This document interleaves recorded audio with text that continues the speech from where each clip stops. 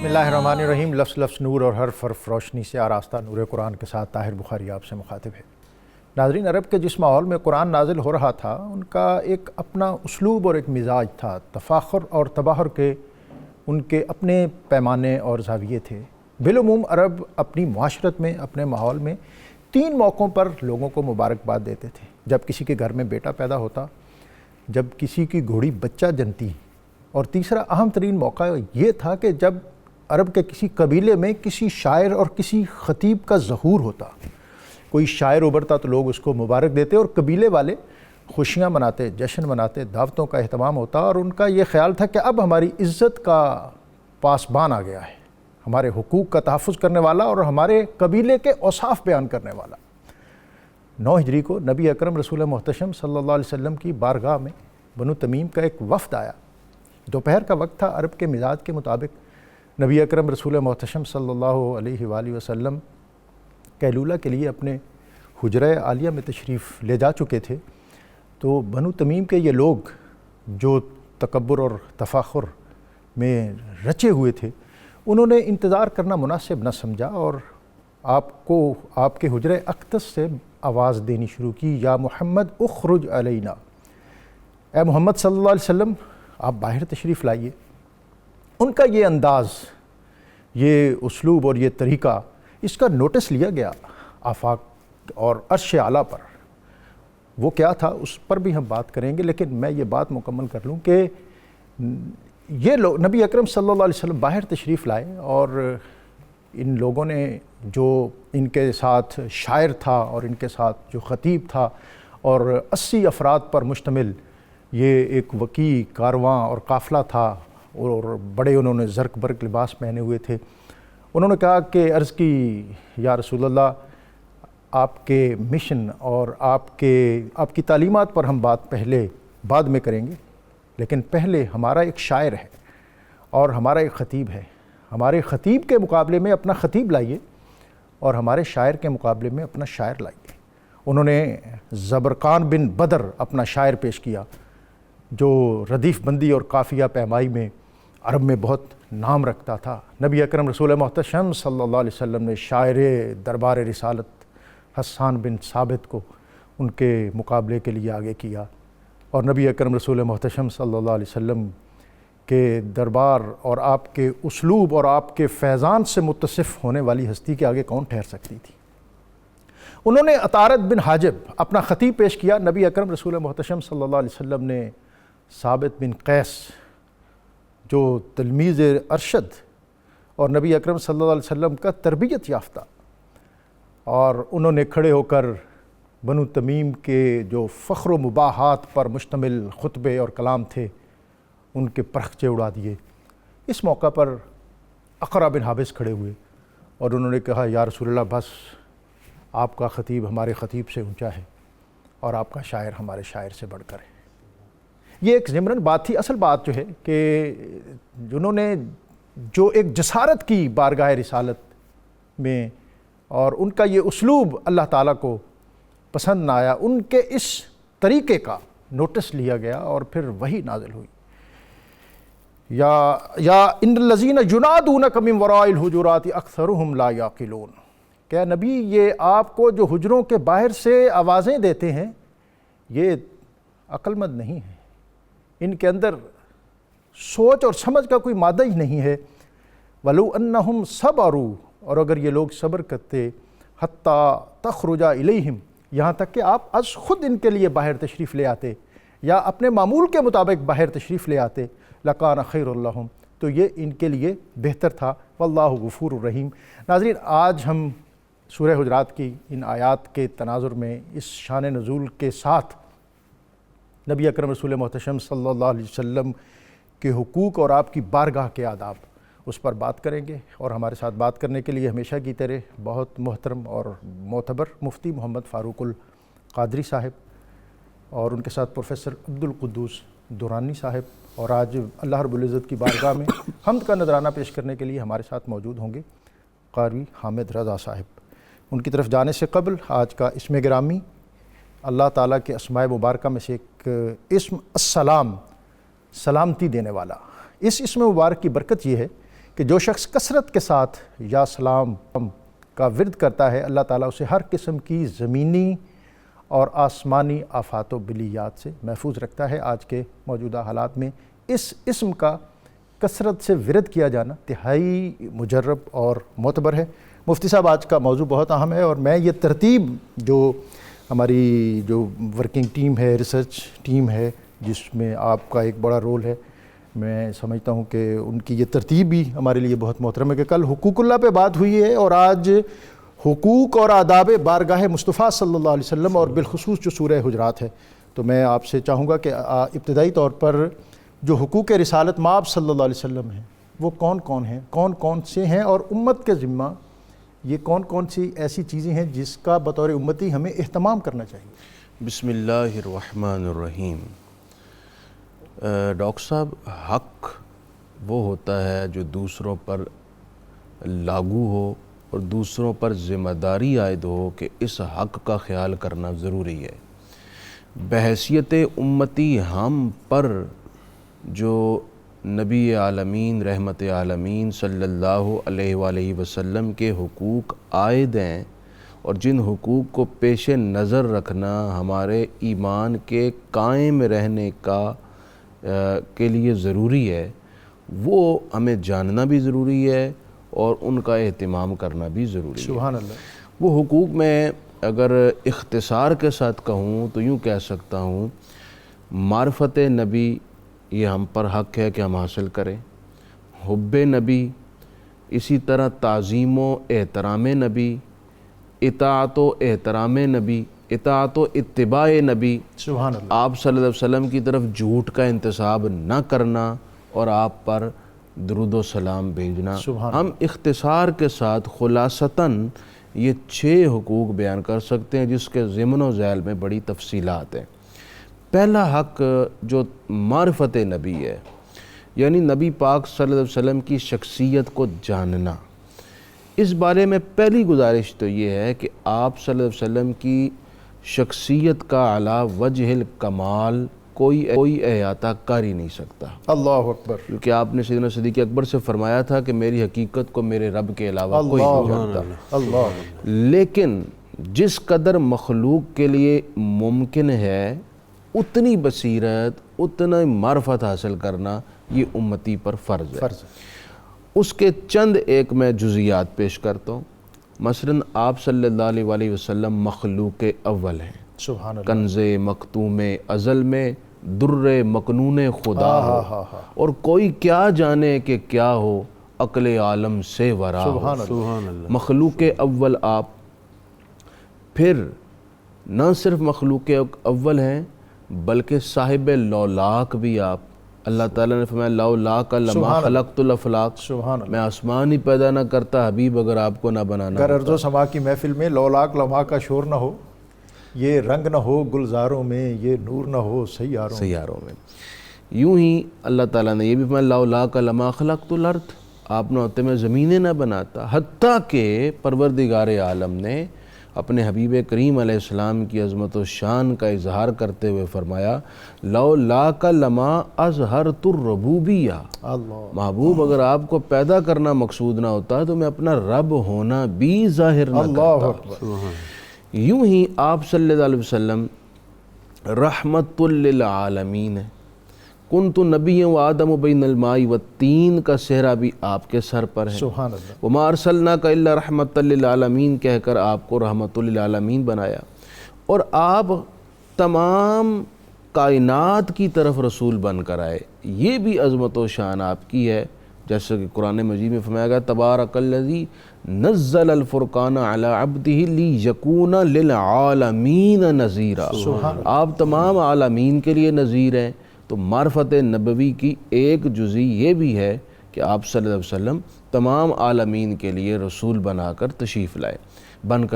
لائے۔ اسی طرح آپ صلی اللہ علیہ وسلم خاتم المرسلین، سبحان اللہ، سارے نبیوں کے آخر میں آپ صلی اللہ علیہ وسلم جلوہ افروز ہوئے اور آپ نے نبوت کی جو جتنی کڑیاں تھیں وہ بند کر دیں۔ نبوت کا سلسلہ آپ کے آنے سے منقطع ہو گیا۔ اب آپ کے آنے کے بعد کوئی نیا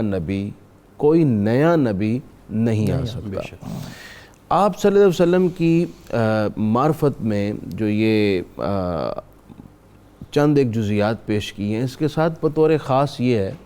کہ آپ انسان کامل ہیں۔ سبحان اللہ۔ وہ کہا حضرت سیدنا حسان بن ثابت نے، خلقت مبرأ من کل عیب کأنک قد خلقت کما تشاء سبحان اللہ۔ بلغ العلا بکمالہ کشف الدجا بجمالہ حسنت جمیع خصالہ صلو علیہ وآلہ۔ شیخ اور سعدی حضرت رحمۃ علی اللہ المرتضیٰ کرم اللہ تعالی وجہ الکریم نے کہا تھا کہ یا رسول اللہ یقول ناعتہ لم ارا قبل ولا بعد مثلہ، سبحان کہ آپ کا یہ نعت خوان نعت گو کہتا ہے کہ نہ آپ سے پہلے کوئی آپ جیسا تھا اور نہ آپ کے بعد کوئی آپ جیسا ہوگا۔ اسی طرح اللہ تعالیٰ نے فرمایا لقد کان لکم فی رسول اللہ اسوۃ حسنہ۔ تو چونکہ نبی پاک علیہ الصلوۃ والسلام انسان کامل بھی ہیں، آپ کی شخصیت نمونہ کاملہ بھی ہے کل انسانیت کے لیے، یہ تمام وہ اہم ترین پہلو ہیں جن سے آپ صلی اللہ علیہ وسلم کی معرفت ایک امتی کو حاصل ہوتی ہے، مخلوق اول سے لے کر انسان کامل تک۔ جب یہ ساری چیزیں ذہن میں ہوں گی تو پھر آپ صلی اللہ علیہ وسلم کی شخصیت کی عظمت دل و دماغ میں راسخ ہوگی، اور امتی پھر اس کے بعد والے جو حقوق ہیں ان کی طرف مائل ہوگا، کیونکہ معرفت کے نتیجے میں عقیدہ مترتب ہوتا ہے، اور عقیدے کے مطابق پھر عمل ڈھلتا ہے۔ واہ، یہ جو آپ نے بات فرمائی ہے، میں سمجھتا ہوں کہ یہ ہمیں حرز جاں بنانی چاہیے کہ معرفت ہونی چاہیے، معرفت کے نتیجے میں عقیدہ ہوگا، اور عقیدہ درست ہوگا تو عمل جو ہے وہ پھر صحیح صائب ہوگا۔ ہم محدود رہتے ہیں کہ ذکر اذکار کی حد تک کہ علماء سے گفتگو سن لی اور ہم سمجھتے ہیں کہ شاید ہم نے حق ادا کر دیا یا فرض کی ادائیگی ہو گئی۔ آپ کی بات بہت اہم ہے کہ ہمیں شعور ہونا چاہیے ان ساری چیزوں کا، اور ہمارے جو اسلاف تھے انہوں نے اس پر بہت بات کی۔ آج ہم آپ سے مزید رہنمائی لیں گے۔ مفتی صاحب، یا ایھا الذین آمنوا لا تقدموا بین یدی اللہ ورسولہ واتقوا اللہ ان اللہ سمیع علیم۔ یا ایھا الذین آمنوا لا ترفعوا اصواتکم فوق صوت النبی ولا تجهروا له بالقول كجهر بعضكم لبعض ان تحبط اعمالكم وانتم لا تشعرون۔ جناب، سورہ حجرات کی یہ آیات، اور ان کا میں چاہوں گا کہ اختصار کے ساتھ شان نزول بھی اور ہمارے لیے اس میں جو رہنمائی اور سبق ہے وہ بھی ہمیں عطا کریں۔ بسم اللہ الرحمن الرحیم۔ بخاری صاحب شکریہ۔ موضوع کی اہمیت کلام سے بالا تر ہے کہ سرکار دو عالم صلی اللہ علیہ وسلم کی محبت اور ادب صرف ایمان ہی نہیں بلکہ جان ایمان ہے۔ واہ۔ اور سورہ الحجرات کی یہ جو ابتدائی 5 آیات ہیں، ان میں حقیقت میں رب کائنات نے جو مالک و خالق کائنات ہے، اس نے اپنے حبیب کریم علیہ الصلاۃ والسلام کی بارگاہ میں بیٹھنے، بات کرنے، اور بات کرتے ہوئے آواز کا والیوم کیا ہونا چاہیے، الفاظ کا چناؤ کیسا ہونا چاہیے، لب و لہجہ کیسا ہونا چاہیے، یعنی سرکار دو عالم کی بارگاہ کے پروٹوکولز رب کائنات خود انسانیت کو اور امت مصطفیٰ صلی اللہ علیہ وسلم کو سکھا رہا ہے۔ سبحان اللہ۔ جہاں تک ان آیات کے شان نزول کا تعلق ہے، مفسرین نے کئی روایات کا ذکر کیا، جس میں سے ایک کی طرف اشارہ کرنا چاہوں گا کہ بعض احباب نے قربانی والے دن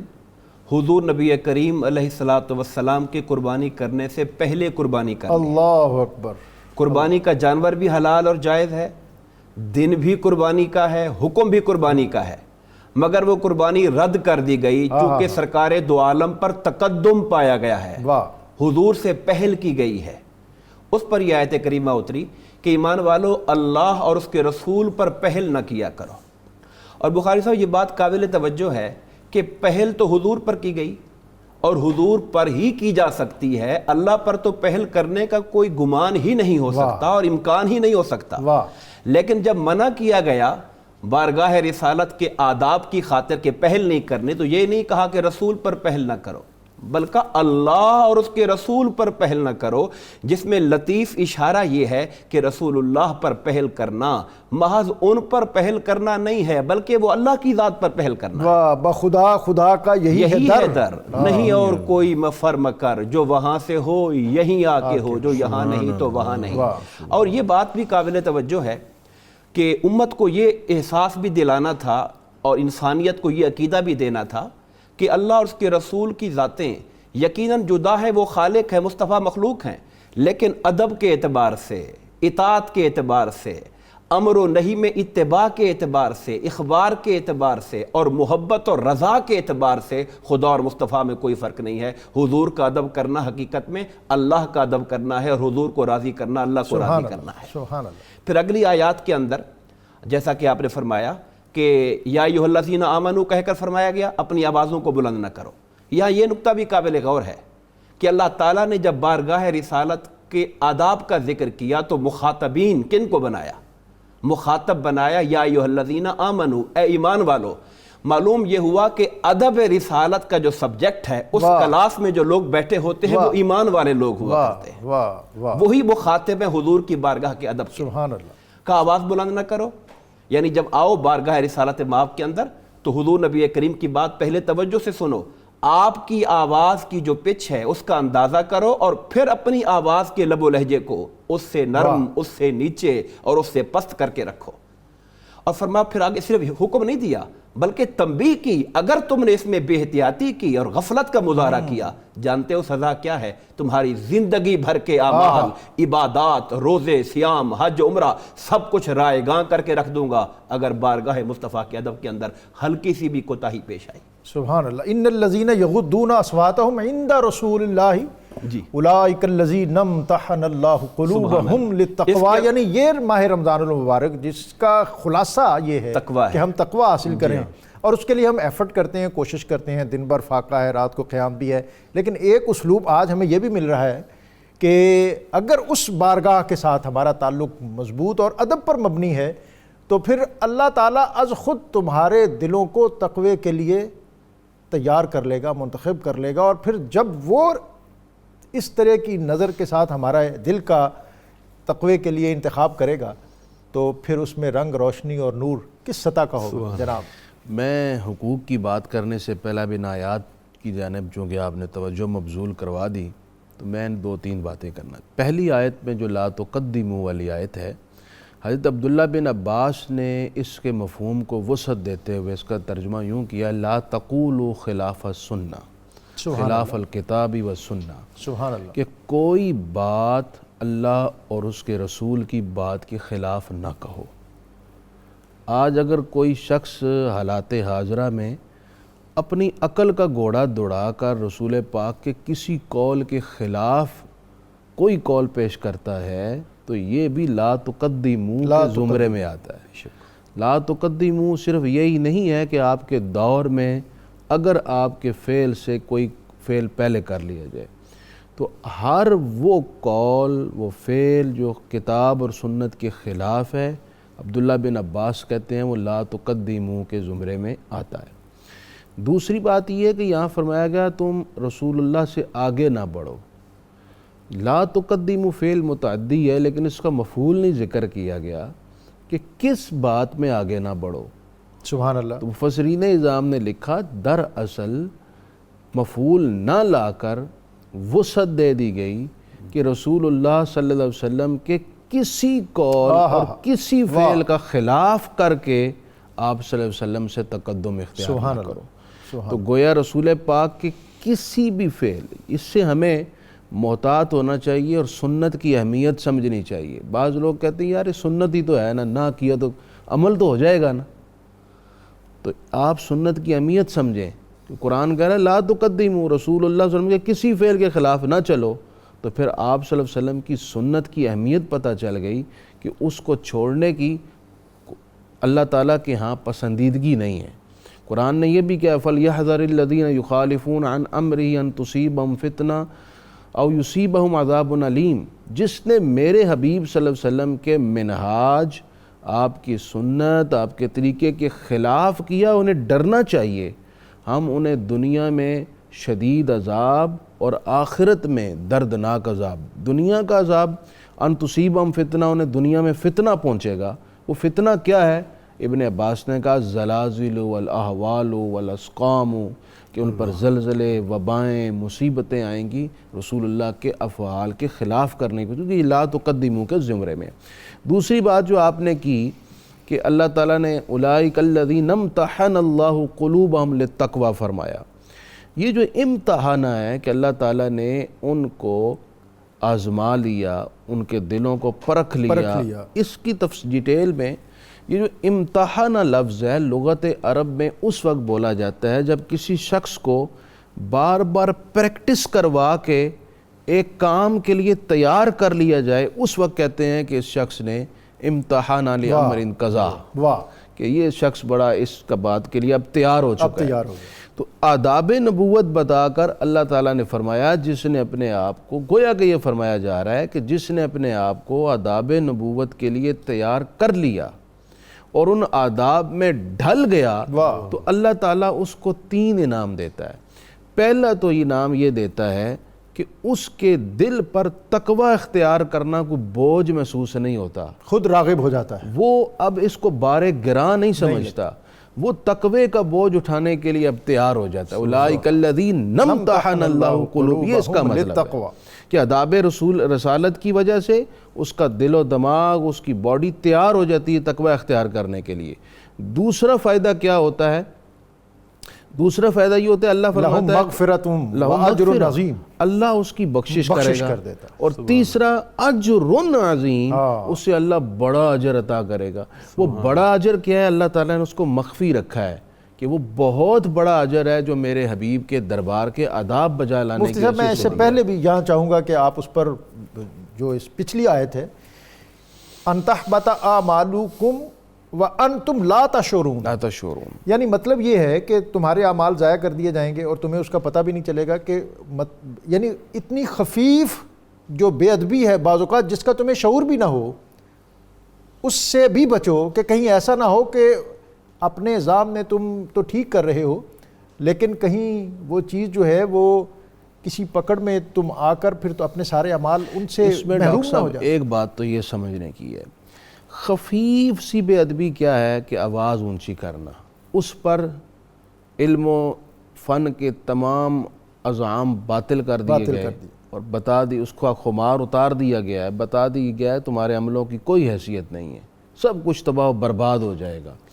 جب اتنے خفیف سی بے ادبی کا نتیجہ اتنا ہولناک ہے تو جس نے آپ کے علم پر طعن کیا، آپ کی شخصیت پر طعن کیا، آپ کے فضائل پر طعن کیا، آئے روز کوئی نہ کوئی بات نکال کر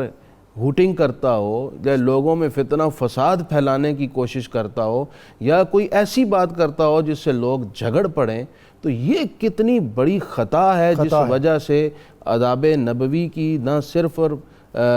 بے ادبی ہو رہی ہے بلکہ اس کے نتیجے میں کتنی بے ادبیاں پیدا ہو رہی ہیں اور لوگ جو ہیں وہ نئے راستے اختیار کر رہے ہیں۔ اور شاید اقبال نے کہا یا کس نے کہ ادب گاہی زیر آسماں زرش نازک تر، نفس گم کردہ می آیت جنید و با یزید اینجا۔ اور آپ جیسے بعض صوفی یہ بھی کہتے ہیں کہ ادب گاہی زیر آسماں زرش نازک تر، نفس گم کردہ می آیت ابو بکر و عمر اینجا۔ حضرت ابو بکر صدیق اور حضرت عمر فاروق آنے والے جو قافلے ہوتے تھے، جو وفد پیش ہونے ہوتے تھے، جیسا آپ نے پروٹوکول کا ایک لفظ استعمال کیا آج کی اصطلاح میں بڑا موضوع ہے، وہ ملاقات سے قبل ان کو باقاعدہ ایجوکیٹ کیا آداب سکھاتے تھے کہ آپ نے کس طرح جانا ہے اور کس طرح پیش ہونا ہے۔ یہ جو صحابہ اکرام کے مناظر اور مظاہر ہمیں سیرت میں، کتابوں میں، احادیث میں ملتے ہیں، اس میں ہمارے لیے کیا روشنی اور کیا رہنمائی ہے؟ مختصر صحابہ کرام رضوان اللہ علیہم اجمعین تو آیت کریمہ کے نزول سے پہلے ہی سرتپا ادب تھے۔ واہ کیا کہنے! یہ تو بات آپ جیسا کہ پس منظر بتایا کہ باہر سے قبیلہ بنو تمیم کا وفد آیا، آراب تھے، آداب سے زیادہ آشنا نہ تھے، پہلی بار حاضری دے رہے تھے اور ان کو بڑا عزام تھا، بڑے تکبر میں گندے ہوئے آئے تھے، نحنو اکرم العرب، وہ کہتے تھے کہ ہم عرب کے سب سے معزز لوگ ہیں، اور انہوں نے آ کر کہا کہ ہم جس کی مدح کرتے ہیں اس کو معزز کر دیتے ہیں اور جس کی مذمت کرتے ہیں اس کو ہم معیوب بنا دیتے ہیں۔ نبی اکرم صلی اللہ علیہ وسلم نے فرمایا کہ نہیں، اللہ کی جو کی ہوئی مدح ہے وہی معزز بناتی ہے اور اس کی جو کی ہوئی مذمت ہے وہی لوگوں کو معیوب بناتی ہے۔ اور آپ نے ازراہ تواضع یہ بھی فرمایا کہ اکرم جو عرب ہیں وہ یوسف بن یعقوب بن اسحاق بن ابراہیم علیہ السلام۔ واہ واہ واہ واہ۔ تو صحابہ کرام کا جو اسوہ ہے وہ ہمارے سامنے اس آیت کے نزول کے بعد تو بہت ہی زیادہ محتاط ہو گئے. اور میں یہاں یہ جو خطیب تھے بارگاہ رسالت کے حضرت ثابت بن قیس رضی اللہ تعالیٰ، یہ از خود خطیب تو پھر بڑا بلند آہنگ ہوتا ہے، اور جب یہ آیت نازل ہوئی تو گھر میں مقید اور محدود ہو گئے کہ کہیں ایسا تو نہیں کہ میرا کوئی جملہ ایسا میرے منہ سے نکل گیا ہو، یا میرا جو زوردار آواز ہے اس کی کہیں پکڑ ہو گئی. اور پھر ان کی غیر حاضری کو محسوس کیا گیا کہ وہ کیوں نہیں آئے ہیں. سرکار نے جب معلوم یہ بھی محبت کا ایک انداز ہے جو ہمیں سیکھنا چاہیے. ہاں جی، سرکار نے جب معلوم کروایا تو انہوں نے کہا یا رسول اللہ، مجھے یہ خدشہ ہوا کہ میری آواز چونکہ بلند ہے، کہیں ایسا نہ ہو کہ یہ میرے بارے میں نازل ہوئی اور میرا سب کچھ تباہ و برباد ہو گیا. تو حضور نبی کریم علیہ السلام نے ان کو تسلی دیتے ہوئے ارشاد فرمایا کہ نہیں اے ثابت، یہ تمہارے بارے میں نہیں ہے، بلکہ آقا نامدار نے آگے کی خبر دی کہ تم قابل تعریف زندگی گزارو گے، سبحان اللہ، تمہیں شہادت کا رتبہ نصیب ہوگا اور تم جنت کے اندر داخل ہو جاؤ. اور جنت کے اندر داخل ہو گئے. اور مسیلمہ کذاب کے مرکے میں وہ شہادت سے جب مقابلہ بڑا سخت تھا اور فوج اپنی جو لشکر اسلام تھا اس کے قدم تھوڑے سے ڈگمگائے تو انہوں نے خطبہ دیا. وہاں بھی خطیب تھے، پھر خطبہ دینا انہوں نے کہا کہ اے مجاہدین، نبی اکرم صلی اللہ علیہ وسلم کے زمانے میں ہم ایسے نہیں لڑا کرتے تھے جی. اور پھر مجاہدین میں جوش پیدا ہوا، آپ شہادت کے درجے پہ فائز ہوئے. اور اپنے ایک ساتھی کو، انہوں نے بڑی اعلیٰ زرہ پہنی تھی اس دن، اپنے ایک وہ کسی نے اتار لیے، اپنے ساتھی کو رات خواب میں ملے، کہا کہ میری زرہ جو ہے وہ فلاں آدمی کے پاس ہے، وہ میری زرہ اتار کے لے گیا ہے، اور میرے اس خواب کو محض ایسے ہی خواب نہ سمجھنا، وہ اس سے لو اور خلیفۃ الرسول کو پیش کرنا اور ان کو یہ بھی عرض کرنا کہ میرے ذمہ فلاں فلاں کا قرض ہے، وہ بھی ادا کریں، اور فلاں غلام آزاد کر دیے. صحابہ کرام کے جہاں تک مظاہر ادب کا تعلق ہے، ہمارے سامنے ایک سب سے بڑی جو نمایاں مثال جس میں 1500 سے زائد صحابہ کرام یکجا ہیں، وہ صلح حدیبیہ کا موقع ہے. سبحان اللہ. بخاری مسلم کے اندر حضرت عروہ بن مسعود رضی اللہ تعالیٰ عنہ سے بروی روایت ہے، جو اس وقت مکہ والوں کے نمائندے بن کے آئے تھے. انہوں نے جا کر ان کو پیغام دیا کہ میں نے دنیا کے بادشاہوں کے بڑے بڑے دربار دیکھے ہیں، مگر دربار محمدی میں جو میں نے عزت اور ادب اور احترام کا جو میں نے دنیا میں دنیا میں کہیں نہیں دیکھا. انہوں نے کہا کہ میں نے کیسر و کسریٰ اور روم کے دربار کیا ہوں. اے مکہ کے لوگوں، اگر تمہارا یہ خیال ہو کہ نبی اکرم صلی اللہ علیہ وسلم کے اصحاب ان کو کسی مشکل وقت میں چھوڑ جائیں گے، یہ تمہاری خوش فہمی ہے. انہوں نے کہا کہ نبی اکرم صلی اللہ علیہ وسلم وضو کرتے ہیں تو آپ کے صحابہ آپ کے وضو کے پانی کے قطروں کو ہاتھوں میں لے کر اپنے چہروں پر مل لیتے ہیں، اور آپ کوئی حکم اگر کرتے ہیں تو صحابہ ایک دوسرے پر سبقت لے جانے کے لیے آگے بڑھ کر وہ پورے شوق میں حکم کی تعمیل کرتے ہیں. اور اس نے کہا تھا کہ میں تمہیں نصیحت کرتا ہوں کہ ایسی اولو العزم اور جلیل القدر اور جو کشور رسالت کے تاجدار ہیں، ان کے ساتھ اگر تم ٹکرانے کی کوشش کرو گے تو پاش ہو جاؤ گے. ناظرین، آج ہم نبی اکرم رسول محتشم صلی اللہ علیہ وسلم کی بارگاہ کے آداب اور آپ کے حقوق، جن کی طرف مفتی محمد فاروق القادری صاحب نے بہت پرمغز انداز میں ہمیں نشاندہی کی ہے، اس پر مزید بات کریں گے. یہاں وقت ہے ایک بریک کا، بریک سے واپس آئیں گے تو یہ پرنور گفتگو کا سلسلہ اسی طرح جاری رہے گا.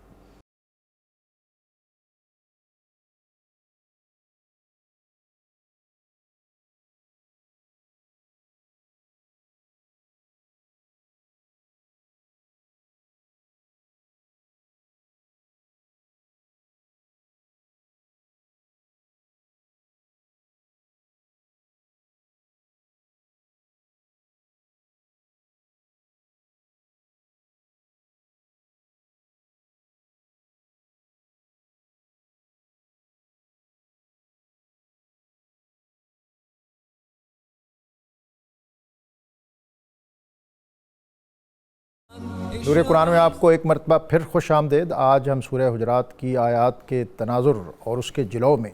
نبی اکرم رسول محتشم صلی اللہ علیہ وسلم کے حقوق اور آپ کی بارگاہ کے آداب ان سے روشنی حاصل کر رہے ہیں، اور اپنی عقل اور فکر کے جو زاویے ہیں ان کو درست کرنے کی کوشش کر رہے ہیں کہ ہمیں کہاں کس طرح ان آداب اور ان آیات اور ان احکام سے روشنی اور رہنمائی حاصل کرنی چاہیے. اور بریک سے قبل جو ہمارا پہلا دورانیہ تھا گفتگو میں، اس میں بہت اہم بات جو مفتی صاحب نے کہی، جس کی طرف ہم بالعموم توجہ نہیں دیتے، کہ نبی اکرم رسول محتشم صلی اللہ علیہ وسلم کی نبوت اور رسالت اور آپ کی حیثیت اور شخصیت کے ہم پر کیا حقوق ہیں۔ اور اقبال نے کہا تھا کہ از رسالت در جہاں تکوین ما، از رسالت دین ما آئین ما، کہ یا رسول اللہ آپ کی حیثیت، شخصیت اور رسالت اور نبوت کے سبب ہی تو دنیا میں ہمارا وجود ہے۔ اور پھر اقبال سے کسی نے اس کے فکر اور فلسفے کی بات کی تھی تو اس نے کہا تھا کہ ذکر و فکر و علم و عرفانم توئی، کشتی و دریا و طوفانم توئی۔ علم ہے ہی وہ علم جو نبی اکرم رسول محتشم صلی اللہ علیہ وسلم کے در سے اخذ فیض کرتا ہوا نظر آئے۔ حضرت عبداللہ ابن عباس، جن کو حبر هذه الامہ، اس امت کا سب سے بڑا عالم کہا گیا نبی اکرم صلی اللہ علیہ وسلم نے، اور جن کو ترجمان القرآن کہا گیا، اور تفسیر بالخصوص تفسیر کے حوالے سے آپ ایک منفرد دبستان کے حامل تھے۔ ان سے کسی نے کہا کہ پوچھا کہ آپ امت کے اتنے بڑے عالم کیسے بن گئے؟ تو انہوں نے کہا کہ تو میں تو عرب کے عام نوجوانوں کی طرح ایک نوجوان ہی تھا، میں تو آپ کی محفل میں بیٹھنے والے عام لوگوں کی طرح تھا۔ ایک دن ایسا ہوا، انہوں نے کہا کہ نبی اکرم رسول محتشم صلی اللہ علیہ وسلم آپ بیت الخلاء تشریف لے گئے، اور میں نے اس خیال سے کہ آپ باہر تشریف لائیں گے تو آپ کو پانی کی ضرورت پڑے گی، میں نے آپ کے لیے پانی کا برتن بھر کے رکھ دیا۔ فوضعت لہ وضوءً، کہ آپ پانی بھرے، آپ کو پانی کی ضرورت پڑے گی اور میں نے پانی بھر کے رکھ دیا۔ نبی اکرم صلی اللہ علیہ وسلم باہر تشریف لائے تو آپ نے دیکھا کہ پانی کا برتن بھرا ہوا ہے۔ میری یہ ادا اور میرا یہ ادب نبی اکرم صلی اللہ علیہ وسلم کو بہت پسند آیا، اور آپ نے کہا کہ یہ پانی کس نے بھرا ہے؟ تو آپ کو اطلاع دی گئی، آپ کو عرض کیا گیا کہ یا رسول اللہ یہ عبداللہ ابن عباس ہیں۔ تو اس موقع پر نبی اکرم رسول محتشم صلی اللہ علیہ وسلم نے آپ کے لیے دعا کی، اللہم فقہہ فی الدین وعلمہ التاویل، کہ یا اللہ اس کو دین کی سمجھ اور قرآن کے معنی کا علم عطا کرو۔ اور یہ حدیث اور واقعہ جو ہے یہ امام بخاری نے اپنی صحیح کے اندر، اور اس کے اندر جو آپ اس کا باب باندھا کہ باب الوضع الماء عند الخلاء، کہ بیت الخلاء کے باہر پانی کے برتن کو بھر کے رکھنا، یہ ان کی محبت تھی کہ انہوں نے اس میں کوئی اور پیرایہ اختیار کرنے کی بجائے براہ راست وہ اسلوب اختیار کیا جس سے امت کو اور قوم کو اور انسانیت کو آپ کے در کا ادب بجا لاتے ہوئے اتنی بڑی حیثیت اور اتنی بڑا علمی مقام عطا ہوا۔ مفتی صاحب، پہلا جو پورشن ہے آپ کی گفتگو کا، میں چاہوں گا کہ وہ بہت اہم ہے، ایک تو اس کی تکمیل ہو، اور پھر اس کے بعد جو اس کے فیضان کے دیگر پیرائے ہیں ان سے ہم استفادہ کریں گے۔ پہلا آپ صلی اللہ علیہ وسلم کا حق تھا اور ہے کہ آپ کی معرفت حاصل ہو۔ دوسرا، معرفت کے نتیجے میں ہمیں دوسرا حق ملتا ہے حب نبی، اور حب نبی پر قرآن مجید میں بڑا زور دیا گیا ہے۔ قل ان کان آباؤ، پوری آیت مقدسہ، تمہارے ماں باپ، بہن بھائی، رشتہ دار، تمہارے مکان، تمہاری پراپرٹی، تمہارا پیسہ، دولت، سرمایہ، یہ چیزیں احب الیکم من اللہ و رسولہ فتربصوا، اگر ان چیزوں کو رسول اللہ کی محبت سے آپ نے ترجیح دی تو پھر اللہ رسول کے عذاب کا انتظار کرو، اور اسی طرح جہاد پر ترجیح دی تو عذاب کا انتظار کرو۔ قرآن مجید میں بہت حب نبی پر زور دیا گیا ہے۔ خود حدیث پاک میں فرمایا گیا کسی کا ایمان ہی مکمل نہیں ہوتا جب تک رسول اللہ کی محبت سب سے بڑھ کر نہ ہو۔ یوں ہی کسی سے محبت کے 3 تقاضے ہوتے ہیں، بیسیکلی محبت کی 3 وجوہات ہوتی ہیں۔ سب سے پہلی وجہ ہوتی ہے اس کا حسن و جمال، دوسری وجہ ہے اس کی سخا، اور تیسرا ہے اس کے اخلاق اور احسان۔ مجھے تاریخ انسانیت میں کوئی ہستی دکھا دیں جو اپنے حسن و جمال میں، اخلاق میں اور احسان میں نبی پاک علیہ الصلوۃ والسلام سے بڑھنا تو دور کی بات ہے، آپ کے قریب بھی ہو، آپ کی گرد راہ کو بھی پہنچ، ہر وجہ سے رسول پاک صلی اللہ علیہ وسلم کی ذات سب سے بڑھ کے رہ کے آپ سے محبت کی جائے۔ تیسرا آپ کا حق ہے آپ کی اطاعت اور اتباع، قرآن مجید میں اس پر اتنا زور ہے کہ سینکڑوں آیات ہیں کہ من یطع اللہ و رسولہ فقد اطاع اللہ، اطیعوا اللہ و اطیعوا الرسول، ما آتاکم الرسول فخذوہ وما نہاکم عنہ فانتہوہ۔ رسول پاک صلی اللہ علیہ وسلم کی اطاعت کو کامیابی کا مدار قرار دیا گیا، اور آپ صلی اللہ علیہ وسلم کی عدم اتباع اور عدم اطاعت کو نامقامی، نامرادی اور تباہی کا سبب قرار دیا گیا ہے۔ لہٰذا آپ صلی اللہ علیہ وسلم کا حق ہے امتی پر، کلمہ پڑھنے والے پر، کہ اس نے کلمہ پڑھ کر یہ عہد کیا یا رسول اللہ میں آپ کے نقش قدم پر چلوں گا، تو اب وہ اپنے انفرادی، گھریلو، اجتماعی اور بین الاقوامی تمام مسائل میں رسول پاک صلی اللہ علیہ وسلم کو فالو کرے۔ یہ نہ سوچے فلاں نے کیا کہا، فلاں نے کیا کہا، یہ دیکھے کہ رسول اللہ صلی اللہ علیہ وسلم اس موقع پر کیا کرتے تھے اور آپ کی کیا رہنمائی ہے۔ سبحان اللہ۔ چوتھا، آپ صلی اللہ علیہ وسلم کا ہم پر حق یہ ہے کہ ہم آپ کی اتباع کے ساتھ ساتھ آپ کے آداب کو بجا لائیں۔ وہ آداب صرف یہی نہیں تھے کہ آپ صلی اللہ علیہ وسلم جب حیات ظاہری میں تشریف فرما تھے یا آپ کے روزے پر جائیں، بلکہ آج بھی آپ کا نام آئے تو ادب سے ڈھل جائیں، آپ کا کلام پڑھا جائے تو محدثین فرماتے ہیں حضور کے کلام کا ادب اس طرح ہی ضروری ہے جس طرح حضور کا ادب ضروری ہے۔ حدیث پڑھی جائے تو اسی طرح ادب بجا لائیں جیسے رسول اللہ صلی اللہ علیہ وسلم کی بارگاہ کا ادب بجا لاتے تھے۔ یوں ہی تو نہیں حضرت امام مالک جیسی ہستیاں باقاعدہ اہتمام کر کے حدیث پڑھاتے تھے، اور حدیث کے دوران اگر کوئی ان کو خلل ڈالتا تو اسے کوڑوں کی سزا دیتے تھے، اور وہ آنے والے سے پوچھتے تھے کیونکہ فقہ کا مسئلہ ہے یا حدیث شریف کا ہے۔ مسئلہ ہے۔ اگر حدیث شریف کے بارے میں کوئی بات ہونی ہے تو اس کا پروٹوکول الگ ہے۔ اور ابو جعفر منصور بڑا سطوت اور جاہ و جلال والا بادشاہ حاضر ہوا آپ کے پاس مسجد نبوی میں، کوئی بات پوچھی، باتوں میں آواز اس کی تھوڑی سی اونچی ہوئی تو آپ نے فوراً تنبیہ کی، اور آپ نے فرمایا کہ قاضی ایاز نے شفا شریف میں اس کو نقل کیا کہ لا ترفعوا صوتک فی ھذا المسجد، کہ تجھے پتہ نہیں ہے کہ تو کس مسجد میں اور کس مقام پر ہے، اپنے لب و لہجے کو دھیما۔ مفتی صاحب، کیا نبی اکرم صلی اللہ علیہ وسلم کے علوم، معارف، احادیث اور آپ کے فرامین آج کے دور میں اس کا جو ادب اور اس کا پیرایا اور زاویہ اور زینہ وہ کیا ہونا چاہیے؟ بخاری صاحب، حضور نبی کریم علیہ الصلاۃ والسلام کے آداب کے حوالے سے محترم مفتی صاحب نے جو بڑے اہم گوشے آپ کے سامنے رکھے ہیں، قرآن مجید کے اندر بھی اللہ تعالیٰ نے سورہ الاعراف کی آیت نمبر 157 میں 4 باتیں بنیادی کا مطالبہ کیا، اور صرف مطالبہ ہی نہیں کیا بلکہ اسے دنیا اور آخرت میں کامیابی کی ضمانت قرار دیا۔ سبحان اللہ۔ کہ ہر قوم اور مسلمان بھی ان کے اندر شامل ہیں، وہ چاہتے ہیں کہ ہم کامیاب ہوں اور فلاح پائیں، تو فرمایا فالذین آمنوا بہ، وہ لوگ جو ایمان لائیں ان پر، ضمیر واحد ہے اور اس کا مرجع حضور نبی مکرم کی ذات بابرکات ہے۔ سبحان اللہ۔ اور ایمان سے مراد محض اقرار نہیں ہے کہ آپ اللہ کے نبی ہیں، بلکہ اس سے پہلے اگر پوری آیت کریمہ کو پڑھا جائے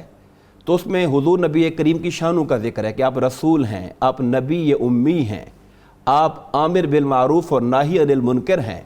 آپ کا ذکر مبارک تورات میں بھی لکھا ہوا ہے، انجیل میں بھی لکھا ہوا ہے، آپ حلال طیبات کو حلال احل لکم الطیبات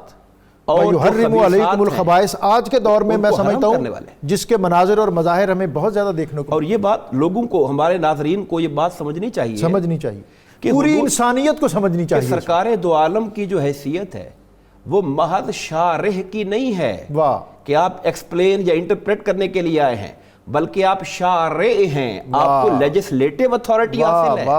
آپ قانون ساز ہیں، اللہ نے آپ کو یہ شان عطا فرمائی ہے۔ سبحان اللہ۔ اور پھر فرمایا کہ آپ ان کے جو بوجھ، لوگوں کے جو بوجھ ہیں ان کو اٹھانے آئے ہیں، گردنوں میں جو توق پڑے ہوئے ہیں ان کو ہٹانے آئے ہیں۔ یہ ساری صفات اور شانوں کا ذکر کر کے اب فرمایا کہ ان اوصاف و کمالات کے ساتھ مصطفیٰ پر ایمان لے کر، پھر اس کے بعد ادب و تعظیم کا ذکر ہے جس پر تفصیل سے بات ہو چکی۔ تیسرا حق فرمایا وَنَصَرُوهُ، اور مدد کرو حضور کی، اور مفسرین نے کہا اس سے مراد نصرت دین ہے، حضور کے دین کی مدد کرو، یعنی قرآن و سنت کی جو تعلیمات ہیں جن کا آپ ذکر کر رہے ہیں، آپ نے جو سوال پوچھا، یہ قرآن و سنت کی تعلیمات کو پھیلانا، قرآن و سنت کی فروغ کے لیے اپنے مال کو خرچ کرنا، اپنی محنتوں کو خرچ کرنا، اپنے اوقات کو بہترین مصرف قرآن و سنت کی تعلیمات کو سمجھنے اور پھیلانے کو قرار دینا، حقیقت میں یہ حق رسول ہے، سبحان اللہ، جس کا مطالبہ ہم سے اللہ تعالیٰ فرما رہے ہیں۔ اور چوتھی بات فرمائی وَاتَّبَعُوا النُّورَ الَّذِي أُنزِلَ مَعَهُ، اور وہ نور جو مصطفیٰ کریم علیہ السلام کی ذات کے ساتھ اتارا گیا، اس نور قرآنی کے متبع بن جاؤ، پیروکار بن جاؤ۔ اولئک هم المفلحون، یہ اب اللہ کی گارنٹی ہے کہ یہ 4 باتیں تم پیدا کر لو اور ہماری طرف سے کامیابی کی ضمانت ہم تمہیں دیے دیتے ہیں کہ تمہارے لیے دنیا کی کامیابی بھی ہوگی اور آخرت کی کامیابی بھی ہوگی۔ تو وہ جو تعلیمات جن کا آپ نے ذکر فرمایا، حقیقت میں وہ نصرت دین کے حق کے اندر آ رہی ہیں کہ جس کا مطالبہ ہم سے اللہ تعالیٰ فرما رہا ہے۔ اب وہ قرآن مجید کی تعلیمات ہے،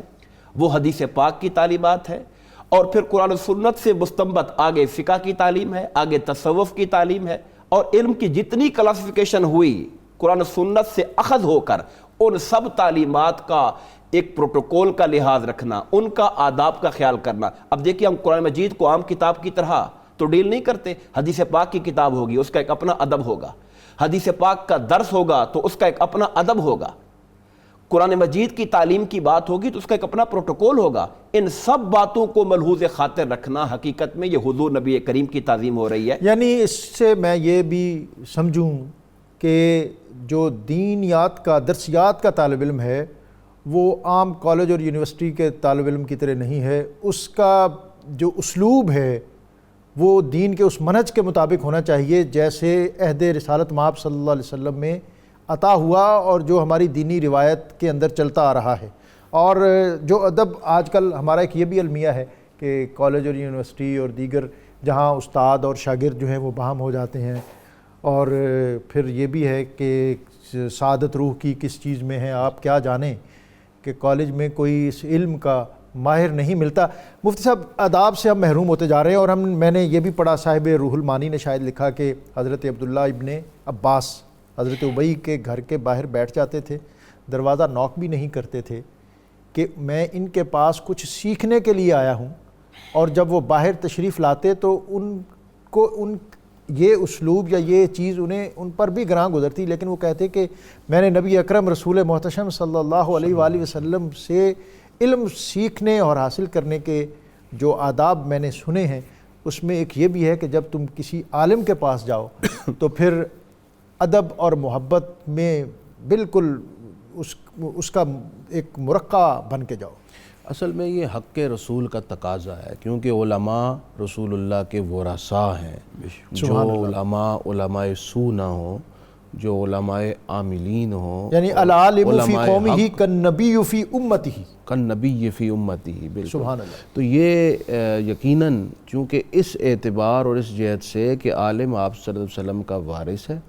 اور آپ کے علوم کا حامل ہے اور آگے اس کا انتقال کر رہا ہے، تو یہ حق رسول کا تقاضا ہے کہ اس کے آداب بجا لائیں، اس طرح جس طرح دربار نبوی کے آداب بجا لائے جاتے تھے، یہ سمجھ کر کہ وہ رسول اللہ کے آداب تھے، یہ آپ کے ورثاء کے آداب۔ اب میں آپ سے یہ بھی درخواست کر لوں کہ چونکہ یہ اختتامی لمحے ہیں تو آپ آج کے ہمارے اس موضوع کو جو حقوق و آداب بارگاہ مصطفیٰ صلی اللہ علیہ وسلم ہے، اس کو آپ نے وائنڈ اپ بھی کرنا ہے، اور پھر ہمیں ایسا جو آج کی اس مجلس کا جو تبرک ہے وہ ایسا عطا کریں کہ جو ہمیں قلب و ذہن کو روشنی عطا کرتا ہے۔ جی، 5واں حق ہے آپ صلی اللہ علیہ وسلم کا کہ آپ کی طرف جھوٹ کا انتساب نہ ہو، جو آج کل بہت زیادہ ہے۔ ہر تیسرا آدمی میسج چلا رہا ہے کہ جناب فلانے نے خواب دیکھ لیا، حضور نے فرمایا یہ اتنی دفعہ پڑھو کرونا وبا ختم۔ اور مختلف تاریخیں بھی آ رہی ہیں، سورہ بقرہ میں آپ کا وہ بال نکل رہا ہے، اس کو گول کے کرونا کے مریض کو پلائیں۔ اچھا، میں یہاں یہ بھی یہ جھوٹ کا انتساب ہے، یہ حق رسول کی صریح خلاف ورزی ہے، اور حضور نے ارشاد فرمایا من کاذب علیہ متعمدا فلیتبوأ مقعدہ من النار، جس نے میری طرف جان بوجھ کر جھوٹ کا انتساب کیا اس کا ٹھکانہ دوزخ ہے۔ یعنی کسی نوعیت کی بھی کوئی نسبت نہیں۔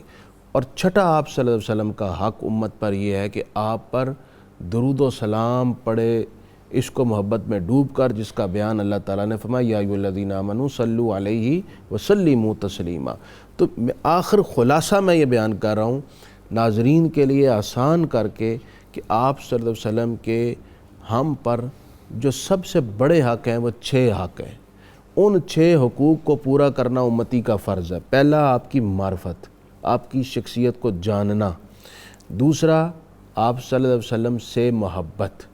تیسرا، آپ صلی اللہ علیہ وسلم کی اطاعت اور اتباع۔ چوتھا حق ہے آپ صلی اللہ علیہ وسلم کی آپ کی طرف جھوٹ کا انتساب نہ کرنا،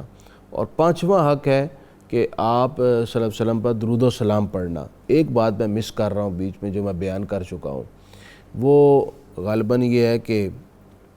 آپ کی خلاف ورزی نہ کرنا، آپ کے حکم عدولی نہ کرنا، اور آپ کے فرامین کو اپنی زندگی کے تمام مراحل میں ان کو پیش نظر رکھنا۔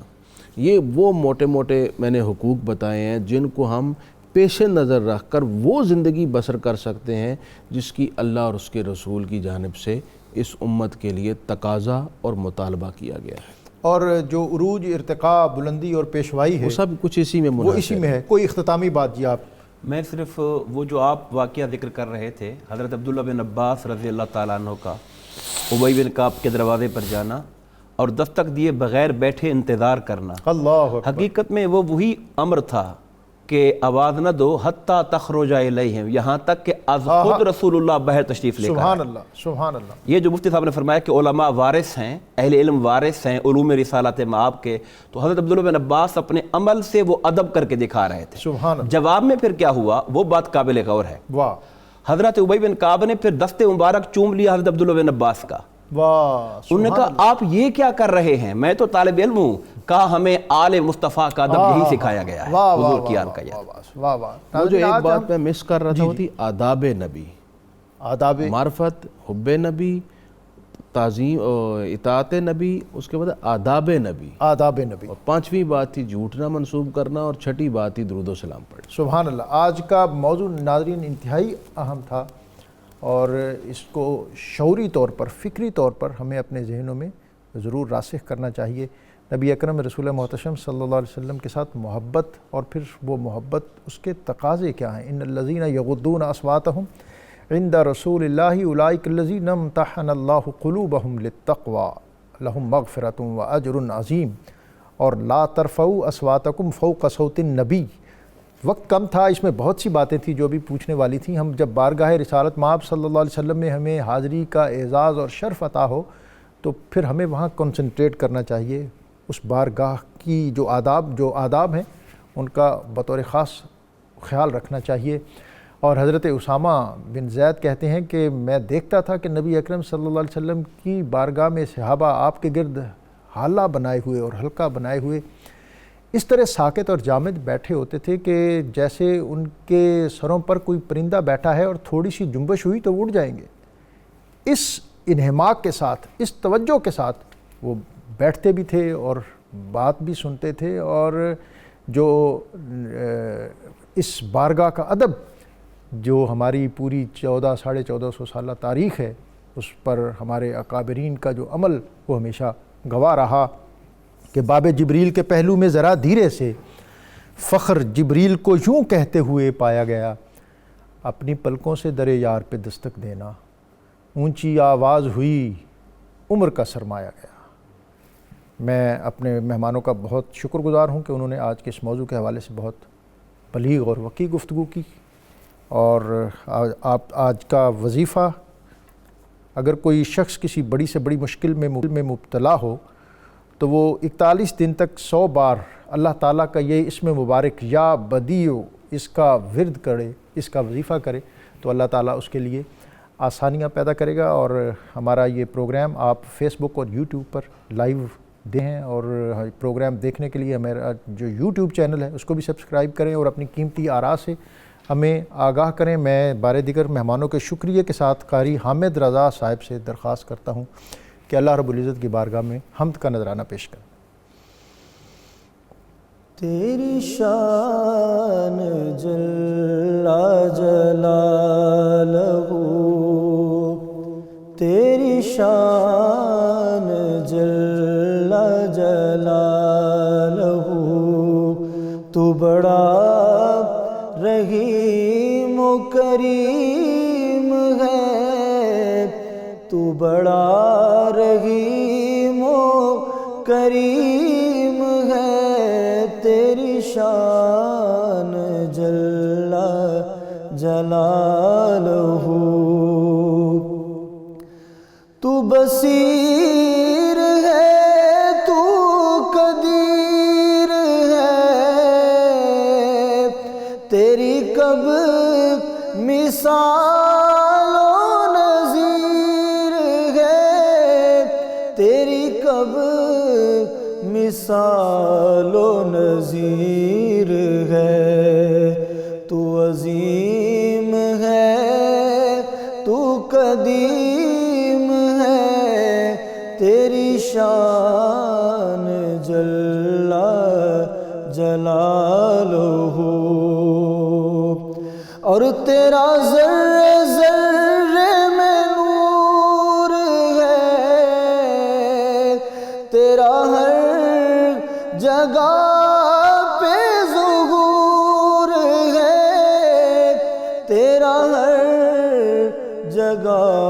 پہ ظہور ہے، تو خبیر ہے تو عظیم ہے، تیری شان جل جلالہ، اور تو کہاں اے میرے خدا نہیں، کوئی شے بھی تیرے سوا نہیں، کوئی شے بھی تیرے سوا نہیں، تو عظیم ہے تو عظیم ہے، تیری شان جل جلالہ، اور تیرے در پہ خیر کثیر ہے، تیرے در پہ خیر کثیر ہے، تیرے در کا صائم فقیر ہے، تیرے در کا صائم فقیر ہے، تیرا سب پہ لطف عمیم ہے، تیری شان جل جلالہ، تو بڑا رحیم و کریم ہے، تیری شان